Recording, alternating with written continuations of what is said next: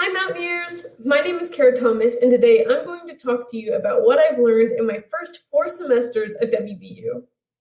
We've passed the first few weeks of classes. It's at this point we might begin to feel information fatigue.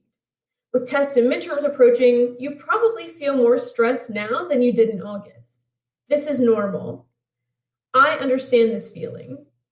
And I have 2 main tips to help you get through this mid-semester slump. My first tip is to be an active participant in your learning. In other words, participate in class.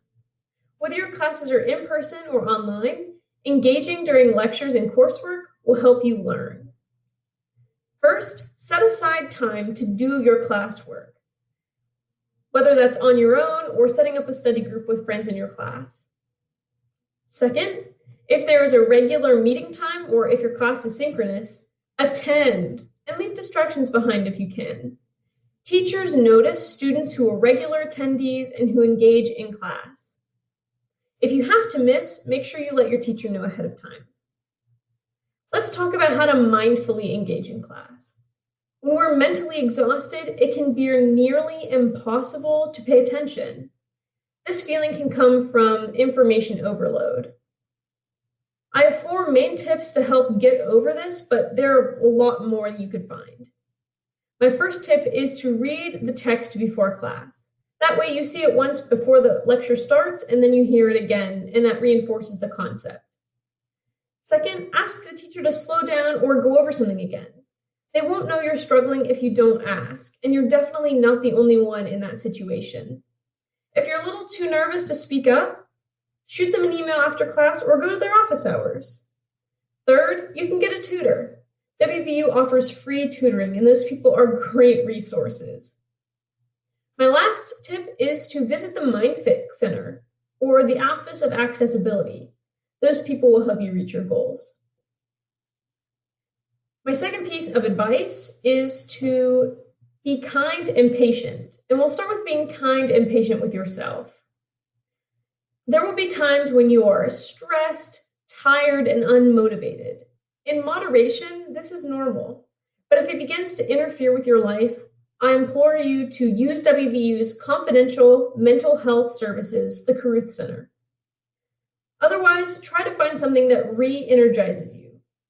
What works for me are exercise, routine, meditation, self-care, my personal favorite, naps, and engaging with friends. Those things all seem to get me out of a funk if I'm in one. Next, be patient and kind to your professor. This is uncharted territory for everyone. Your professors want what's best for you. They want to see you succeed and learn, and they will help you get there if you ask. Telling them what you need and being honest is normal and will help you achieve your goals. Next, let's talk about being kind and patient with your classmates.